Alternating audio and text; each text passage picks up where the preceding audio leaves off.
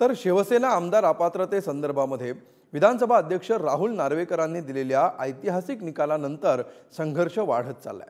खरी शिवसेना शिंदेंचीच हा निर्वाळा दिल्यानंतर ठाकरेंनी थेट विधानसभा अध्यक्षांवर हल्लाबोल सुरू केला। त्यासाठी महापत्रकार परिषद घेण्यात आली। त्यामध्ये पुराव्यासकट अनेक आक्षेपाचे मुद्दे मांडले, पण विधानसभा अध्यक्षांनी ते खोडून काढले। त्यामुळे संभ्रम वाढलेला आहे आणि वास्तव काय हा प्रश्न निर्माण होतोय। लवादाने म्हणजे मिस्टर नार्वेकर यांनी त्यांना लक्षात यायला पाहिजे, वकील आहेत ते। आता आम्हाला हे नका तर मी सांगायला की तुमची डिग्री तपासावी का वकिलाची, तुमची किंवा फडणवीसांची। तुझ्या मालकाचा कार्टा राहुल नार्वेकर जींकडे कायद्याचे धडे घ्यायला बसायचा। ठाकरेंच्या शिवसेनेनं विधानसभा अध्यक्षांच्या निकालाची जनता न्यायालयात पुराव्यांसकट चिरफाड केली। शिवसेनेच्या कार्यकारिणीत झालेली घटना दुरुस्ती आणि ठराव निवडणूक आयोगाला सादर केल्याचा दावा केला। मात्र आता याच महापत्रकार परिषदेवरून विरोधक आणि सत्ताधाऱ्यांमध्ये चिरफाड सुरू झाली। 1999 चीच घटना इलेक्शन कमिशनला आहे।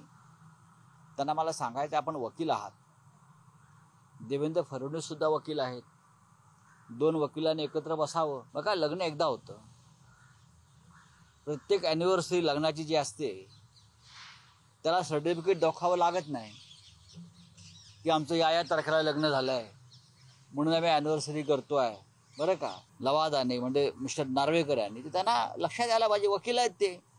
आता आम्हाला हे नका तर मी सांगायला की तुमची डिग्री तपासावी का वकिलाची, तुमची किंवा फडणवीसांची। साध्या वकिलाला सुद्धा जे कळतं ते तुम्हाला कळलं पाहिजे। अरे तुझ्या मालकाचा कार्टा राहुल नार्वेकर जींकडे कायद्याचे धडे घ्यायला बसायचा। विचार त्या आदित्य ठाकरेला, मग तेव्हा राहुल नार्वेकरची डिग्री दिसली नाही का? संजय राजाराम राऊतनी लग्नावर बोलावं हे म्हणजे राजकुंद्रांनी ब्लू फिल्म कशी बनवावी ह्यावर बोलण्यासारखं आहे। तुझे जिथे जिथे काय काय कार्यक्रम केलेले आहेस त्याचे सगळ्याचे मॅरेज सर्टिफिकेट आहेत का? शिवसेना आमदार अपात्रता प्रकरणात घटना दुरुस्ती हा कळीचा मुद्दा ठरलाय। शिवसेनेची 2018ची घटना अमान्य करत 1999च्या घटनेचा आधार घेतला, तर ठाकरेंच्या शिवसेनेकडून 2013 आणि 2018च्या घटना दुरुस्तीचा आयोगाला माहिती दिल्याचा दावा केला जातो। निर्णय देताना नार्वेकरांनी नेमकं काय म्हटलंय हे पाहूयात। 1999 नंतर शिवसेनेच्या घटना दुरुस्तीबाबत माहिती उपलब्ध नसल्याचं निवडणूक आयोगानं कळवलं। 2013 आणि 2018 मध्ये शिवसेना राष्ट्रीय कार्यकारिणीची बैठक पार पडली। एप्रिल 2018च्या पत्रात केवळ शिवसेना पक्षाच्या संघटनात्मक निवडणुकीचा निकाल आयोगाला कळवला। 2013 आणि 2018 मधील ठराव घटना दुरुस्ती निवडणूक आयोगाला कळवली आहे। 2018 मध्ये घटना बदलली याबाबतचा उल्लेख निवडणूक आयोगाला पाठवलेल्या पत्रात नव्हता। तत्कालीन मुख्य निवडणूक अधिकारी ॲडव्होकेट बाळकृष्ण जोशी यांच्या उपस्थितीत राष्ट्रीय कार्यकारिणीची बैठक संपन्न झाली। 2018 सालची शिवसेनेची घटना ग्राह्य न धरता 1999ची घटना ग्राह्य धरली। 2018ची घटना निवडणूक आयोगाला कळवली त्याची पोच आहे। 1999च्या घटनेत शिवसेना प्रमुख पद मोठं होतं, उद्धव ठाकरेंचं पक्षप्रमुख पद अमान्य।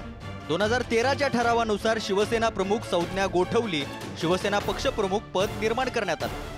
1999च्या घटनेनुसार उद्धव ठाकरेंना कोणालाही पदावरून हटवण्याचा अधिकार नाही। 2013च्या ठरावानुसार सर्वाधिकार शिवसेना पक्षप्रमुख उद्धव ठाकरेंकडे।